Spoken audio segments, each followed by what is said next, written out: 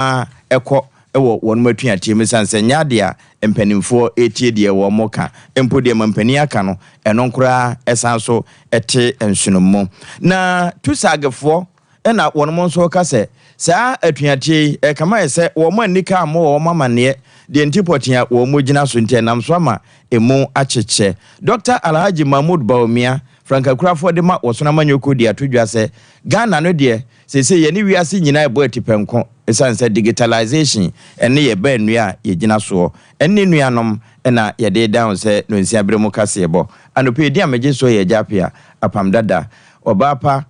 wo hene yire wono ene ye chinchima fidie nyina efunuma akosuesomua ena afi ura baby a ye ko TikTok YouTube no monso a eno nso Kenazuka ene dom ama yensa kan fe ensam ne yenyebre na yentutu ne srane abasa emfa mawo anope ye benada no pa no mede wo hyase efiri organized labor for won matuate a wo mo aboso firi be mre wo honi se aban keka na ho na galamse wontwa abanhwe ano kura se de beyo na yensu ani betie eno achi no obo ade bobra ode amayen ya won nso wonsu mu nso no won bebo mpaipa ede amayen sanse won konkodi makuri enwie enkonko wuwu na eno no na won mo de atoso se saban tenase ya na galamse no wantimi anka bibi amfa ho a ene won benya atiatua no na ewieye no na yewura Joshua Ansa wono eba se yenka organized labor ya won mo penimpa no Aja Joshua na yɛchɔchɔfo pani edema trade union congress for TUC ene wode tudwa akyɛ sɛ wo mo tie nsɛm a na ano mampani ba beyi ano ɛfa sa atuatie ho a ɛno kura san hyɛ wo mo den sɛ wo mo nkoisan sɛ mpanimfo nte sɛ dogo bi enu abɛ government meeting with organized labor's response. We have concluded as follows. Our strike remains unchanged. I want to repeat. The strike notice remains unchanged.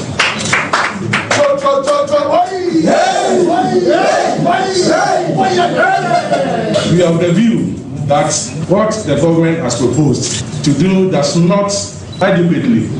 address our demands. Eno eye chochofo pani edema trade union congress ewura Joshua Ansa na ate ne ni na wieye no na ewura Solomon Foku doctor wono nso member edema trade design de yefre wo mo se Tertiary University Teachers Association of Ghana tutagefo no na odi atodwa se de organized labor wo mo ni abre pa galamse kun ho no eno nti wo mo ba betu atuen se sa na wo mo yo edema wo madwuma efo ye di a ankasa etie bia wabrabo asesa gina ha na se ba ya mu nyina be kan ho ne se ene ma bi ko so Ghana ha ye nyina ye ne nje ho ye bompa ye de ahodin tech de se be ya sa nyama ne betwa ono na mo frɛ no illegal mining ni twi be ye o mo mutu e fom sika emfa kwan pa so o mo se ye nsuo ne ye kwaye ne ne ma bebre no ye nyina ne nje ho ye nyina de ahodin ne boa se de be ya sa nyama no etu betwa okwa America for no disika bebre wura mu e fight say illegal migrants ne sa nyama no nyina tu betwa still a koso de ba no ntwe say America for no be declare sorry say labor union say declare say America obi ankwa adwuma eno Dr. Solomon Foku ya wono tutag no we member na ate say wo kasai na sa galamse kun ya eho atuatue nti asesei obi a de ne ho gimo Ghana ni bia wo pemani ye de nani abre na eno na commission ya wo hwe yagudie ho nsam so Minerals Commission Chief Executive Officer Yewura Martina Yisidi tudwa omrahye badwafie enada bra okokopie mpanimfo anim a wono mo kase lances a yede ma wo mo ekokotu agudie na be yanka wo mo ntwensensen ansa na wo se ha se wono mo kasa de ne na de ede beba na ebriche kase pa na se kura emra no ye adwuma ya wo mo ma kwan se ebinum nkonkotu no na wo mo atu ne ni hode na wo mbe kasa wo mfa krata ama eba ne sa de a se tie bia wono be de efre ne se illegal mining no na no illegal no kura betimi aye dobro Yewura Martina Yisi. No issue to anybody to mine a water body. So the first is anybody who goes to the water body to go and mine is engaged in a criminal activity. We need to be clear about that. It's engaged in a criminal activity. If we have to give any special permit for anybody to do anything in a water body, it's what we do for VRA. that from time to time they come for this special permit to dredge the estuary to allow these water snails that host the Beazier parasite to go away. We do that, and that's a proper thing. Chief Executive Officer Edema Minerals Commission Yura Martina Yisi ena okopie mrashebadwe fie na wone mpanimfo edi ano baba ye no efa galamsey kon no kwan a won befa so etimi atwa baahwe ano wote se na woyi ensembi anno na we Divisional Executive Council Edema Public Service Workers Union TUC Trade Union Congress we National Identification Authority neafo ena won mo kasei se bio won mo hwe enwuma hodo e wo man Ghana mu e kama ye se wo bia won daache nanso okọ National Identification Authority nea ehode wo mo hu wo mo daache se de sitie se bio de wo kọ nanim ana wo sen nachi won mo hu boto na no emfa kora wanhye wo mo aboso ade a kire mpanimfo enso e kama ye se won mo kasa kire ni nyina ye wodaye ena yewura kwabenadu kireme ya one Divisional Secretary Edema Public Service Workers Union Trade Union Congress no National Identification Authority mu enso kasa chese no kwasemu ni de wo mo hu ne se empanimfo tia ene se wo mbe yo ye kire enti wo mo ntafrewa entinka mu bi ese nka wo mo nsaka won sankan ye no ade a wo betimi aye ama abamu ye se wo mo de won kuku no won kaka ebegu fam. But the other the allowance music assembly, the second page, the implementation and operationalization of the scheme of service of NIA. The documents actually means HR manual. And could be apart from the north of Ghana, we are guided to follow you. Excellency, and some of the far interviewed in the community, and so we have approved scheme of service. Divisional Secretary Edema National Identification Authority Yura Kwabenadu Chireme enate nenkan na Adaji Mahmoud Bawumia Dr. Belbel wono enekura franka wo him ede aprema mpani agua adeche December bosome de etosonson ewo so ne demu na wode nsem bi atodwa kire Ghana sesebio enso no to na mante ade chenye efom eho nyina afochaka ama baabi kura tata ho nti momomani nkọ ho na wo ka sa asemi no wode chese ye ka wo so na ban na na danko akufu ado wo chima piesi be ma abo adado prema da no no a wono mabo Ghana papa sese ye bennu a ye betimi agina so na ya to adonko aso bibie mu owiase amansan mu no digitalization na wo mode yakọ na no nso na abo ama bibia wo ye ne wiase asetina mu no ama ye ho ahenhan ye nti se ye ne nkọ so a wo ka yen. Under the leadership of President Nana Addo Dankwa Akufo-Addo, we have made digitalization a central pillar of our economic strategy, recognizing that the fourth industrial revolution is already happening and it is reshaping the global landscape. As a country that has missed the previous three revolutions that many nations took advantage of to become developed countries, we must not miss the fourth industrial revolution. No, Ghana mampeni abedi echira wono anso na ekura franka ede aprema mpeni agua wasunu dinmu Dr. Alhaji Mahmoud Belbel Bawumia nene ene ekotia na nemfoni nso etwagu no medo kọ Kumasi Race Course Market ho na no enche bia bra KNUST chiniyema kokotena asia na womopa mba manifesto ene womo ni swadi hunu botaye ntia 2024 epese yento abama chiniyemra no womopa hontema ena bayre hema Kumasi wono anso ena eba ahema afam ho a kama yese wakasa dia no wakasa mana nanu ahema afo ena nanade tudwa chese no kwasem ni womo ni won ho pa se womo to aba no editia yewura John Dramani Mahama na enese wo mututi anwe no ebadwam a wo mu huna mane pa fe ne wo mu hu se wono ana na eboa ma wanya baabi papa atenanom na eho ade na ensemi ba abonten wie ye na ebi nso wo mu asobere wano pa se yaboka hira atudua so wo mani brabere se sebio maami won kasa ma wo no nyina na wo ka wono ana ho na teno no wo ka ne de ne mo se wo kasa waka dodo ne nyina adwena ene na ntwaye asemi ama wono mabobwa makwakoduru asante mahima kura anim se nana meyi nsema no sanse de eboboko no e kama se wo mu de ne din ye die ni ho de ne no na nana ya afosua na de tudwa chese no kwasem ni wo muntimi nyi oso no nso yipamu na se de aboa na ne to ne bon kokom ntino yetase ne se banyansafo na se wo mbekwa akogina fa pa de no kure bi enim de wo so na ayo enkanka wono mo mahwem free SHS bae ene afoforo ekekanka ho digitalization Dr. Mahmoud Baumia kan ne interoperability ultimate voda telecell send sika kura akọ etatigo ene MTN nyina so no eno aba beboa won ntinyade a wo mu yi wo so no ayipamu na ya afuwa be this way. Nana kwa du ya na ro na sheso. Asem be kenina na mbe abo ne tofa. Atama na ama obi ate. Na te bia so a enye fe. Aso ka ne betality. No ka wo di achi. Eti me so for penny for the ANC ya. Mama onye mwadwe sa asanteman ya da ye tinama. Ya na ye ti mama da. Maybe I get a more chin such a Mississippi Quadabrim, and the Magic Maximum watching side your being. Then there's something more than woman. Yanya, many lawyer, many a teacher for, many a nurse for, and a better at some more. Yanya, well, you want so young, and it's a school fees, a boy.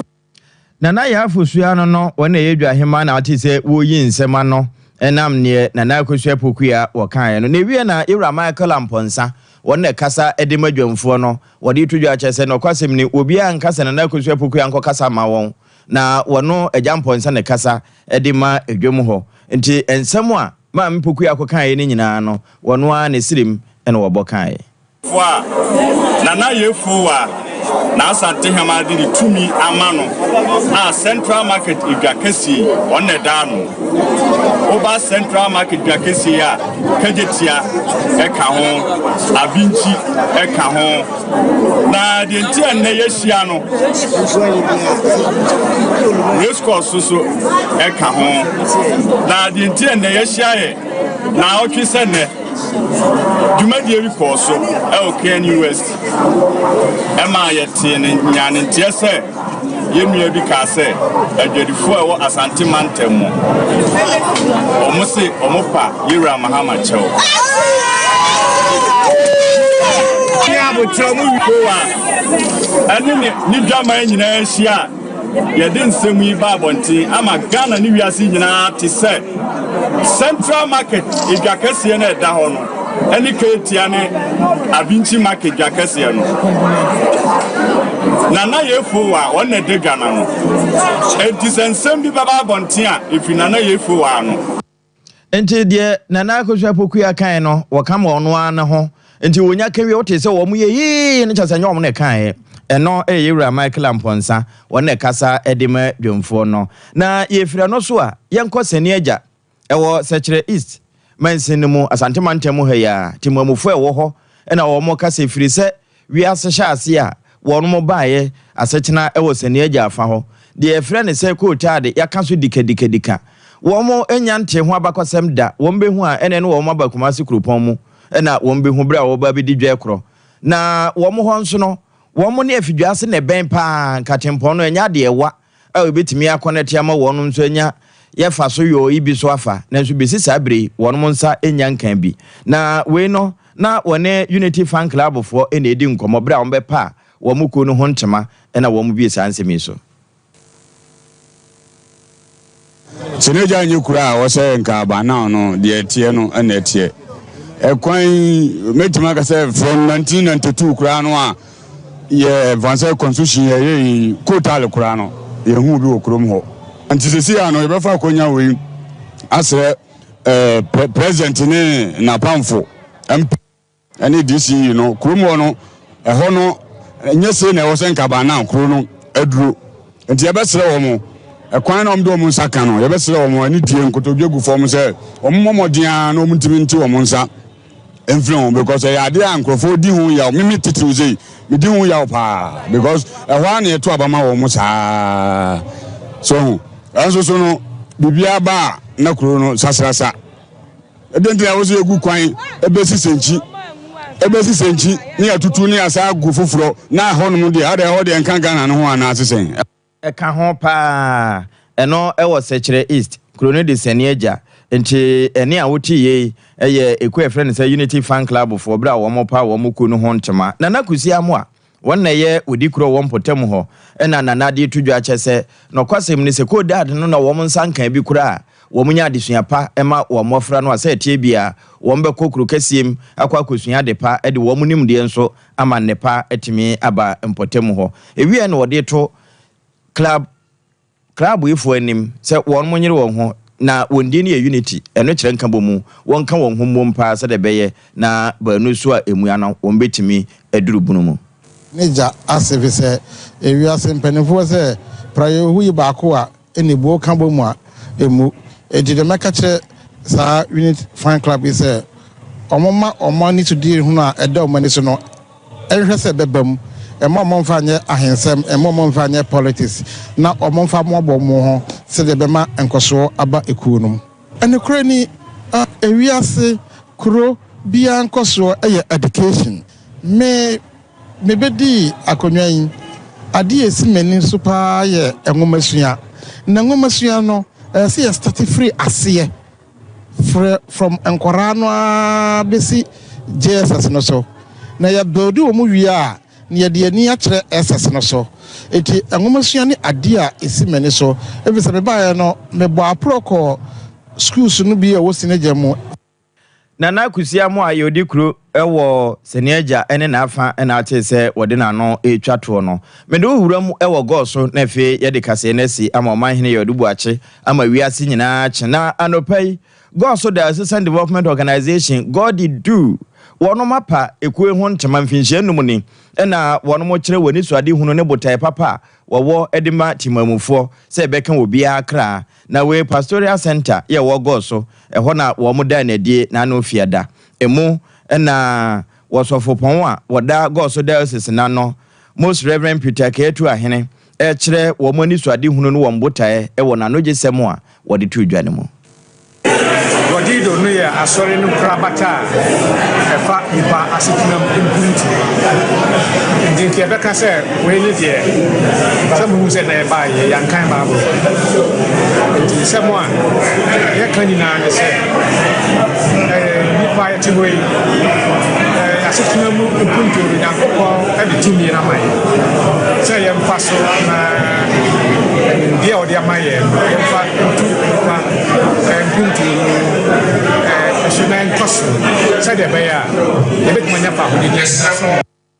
Eni a wuti ye ni mfoni a wohwe ye no Most Reverend Peter Ketu ahene won na ye bishop edema Goso Diocese Roman Catholic asafo no na gwadi dokuo no committee pani a wotua wo ma no Reverend Father Nicholas Afriye wo kire wo mo botai woni suade hunu ne die ntia wo matikoi na afi akra wo pese wo de won saka ni fa bra bomu obedi yi da boama onibie onibie asere tantinya kakra bi sere nye yinyina na so yasere ti biara won sere no enam ahunyi abinti no kuwe ba boa ama odi yi no so asere afro bia ho obia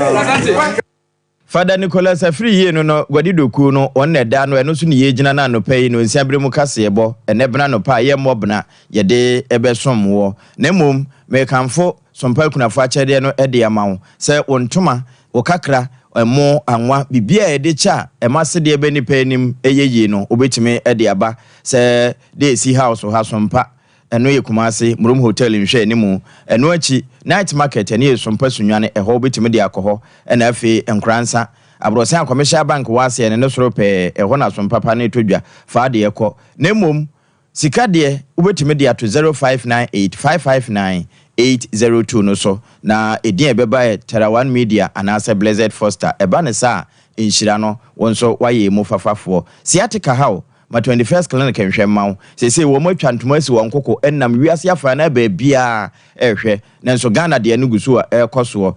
0540311311 eno ya homa no NFA OCP fertilizer fatrasa ebo akuyafo ama wate won bre so aba 0555 904 437 baby atonko ya ho ne manyina owura ho na wonso eje wode na nema ensesa ja pia pam dada ene medin yura sante ebo Benedict wona esa nsem nyina mu Kinazuka ene de ko TV no so ene Facebook YouTube ne ba bia obapa kosu aso mo na chinchim afidi no efunuma ye de wasi na ye mawiase nyina